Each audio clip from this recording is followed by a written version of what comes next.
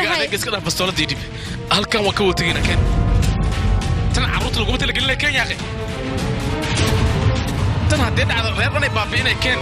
adisa ku dhibaysid yaa maya shan si aad u daawato dhammaan musalsalaadka ku baxa af Soomaaliga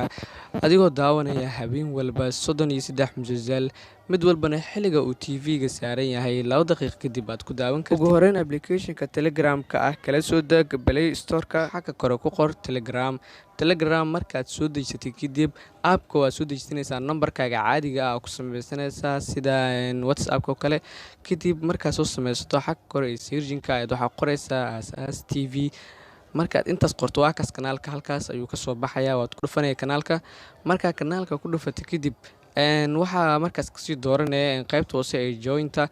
marka halkaas taabato waad ku soo biirsalaadka ama aad arki weyso waxaad markaas sii taabanaysaa meelaha nambarada ku qoran yihiin ama nambarka shaashada saaran oo Telegram oo number ahaan waa seefanaysaa sida WhatsApp-ka camal marka qof ku dirsanayso kale marka sidaas oo kale kadib halkaas la xiriir halkaas ayaa lagaaga caawin doonaa adigoo heli doono musalsalaad